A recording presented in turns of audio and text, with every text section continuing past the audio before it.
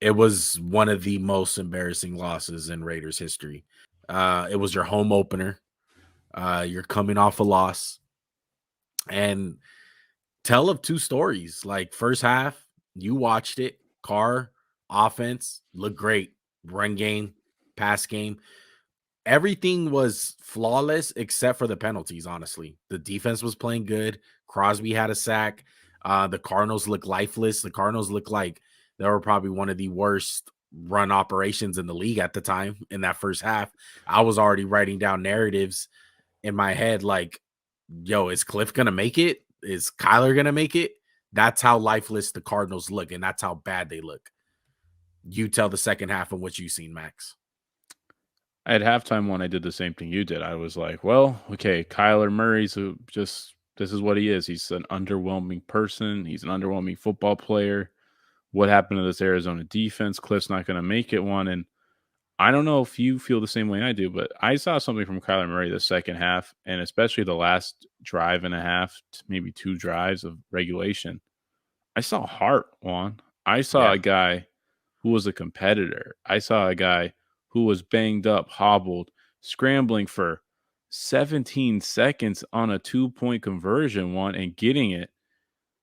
I just saw something I never thought I'd see from Kyler Murray. And, he hasn't won me over. Don't get me wrong. He still has his flaws. And I think the Raiders win this game 9 out of 10 times with the way it proceeded in the first half. But Cliff and Kyler showed something to me I hadn't seen before, because you can go back to 2 years ago, the last game of the year where fake Mahomes came in, the playoff game against the Rams last year.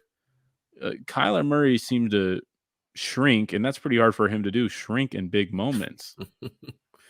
Yeah. And he didn't do that. And it really, that 2-point conversion, which they desperately needed, Mhm. reminded me of on Monday Night Football when Donovan McNabb did it for like 9 seconds. Remember, he threw the bomb. Yeah. It was against Dallas. And this is where the league is, where, oh my God, you guys couldn't capture this munchkin. And Max Crosby is on the field diving at him. Max Crosby played the game of his life. I thought he was playing his heart out.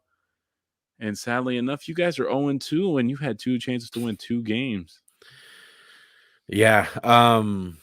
This is not good. Like I said, I stand by it. It's an embarrassing loss for the organization. It's a really bad loss. And um there's the panic meter is at 10. Like, this is not good.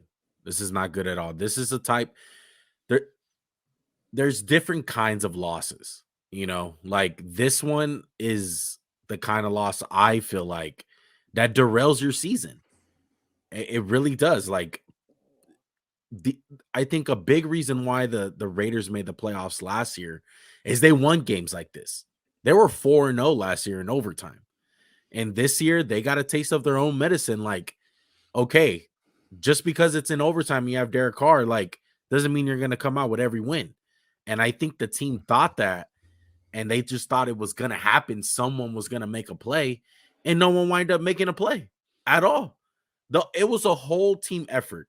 A lot of Raider fans out there want to try to blame one person, Josh McDaniels, for the play calling. Abram, uh, Crosby, Chandler didn't do shit today. Carr, Devontae, whole team effort, Max. You can't solely blame anyone. I will say there's one person I would put a little extra blame on who must be feeling horrible is Hunter Renfro, because he fumbled the play before, Juan. Yeah. Got lucky to recover it, and he fumbles again the next play. And Isaiah Simmons, credit to him for making that play. He popped Hunter Yeah. Renfro. But, I don't know if the Panameters at a 10 in my book, One. You're a Raider fan. You're more in tune with the Raider Nation than I am. Only one nation, as you like to say. But just, it's a pretty big gut punch. But, one, this is a group of guys from last year that dealt with adversity we had never seen the likes of, from Henry Ruggs' the fatal car accident, which was tragic for everyone involved, to John Gruden's demise.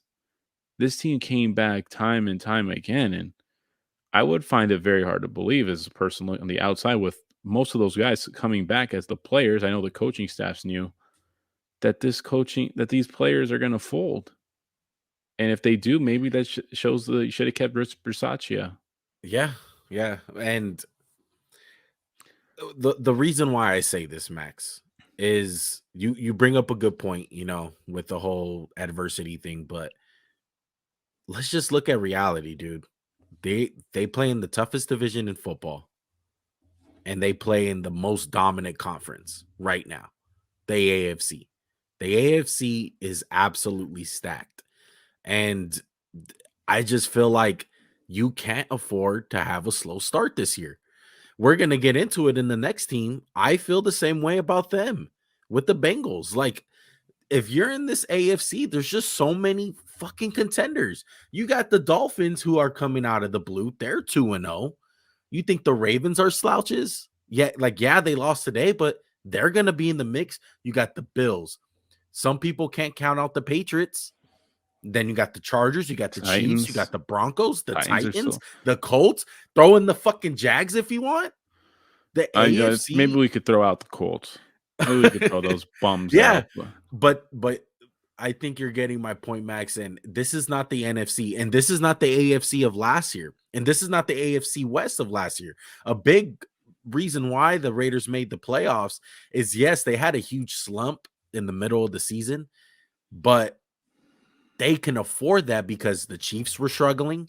The Chargers were struggling. The Chargers were losing, it seems like, the Texans out of nowhere. And the Broncos were the Broncos. They're not the Broncos of this year. They sucked.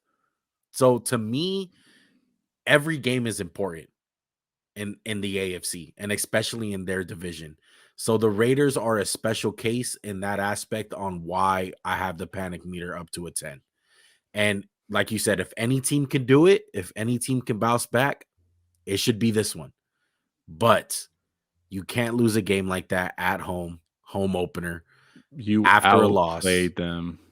Outplayed them in the first half. The second half, 55 minutes, you outplayed them 20-0. It was 20-0 at halftime, and it's inexcusable. And as of right now, I know it's crazy to say, but everyone's ass is on the hot seat. Josh McDaniels, Carr, Patrick Graham, everyone has to be held accountable, not just one person. And they need to show up next week against Tennessee. They got a 10 a.m. game on the road. Their season's on the line. Yeah, it doesn't get easier from here. It's not going to get easier. So their fucking season's on the line next game.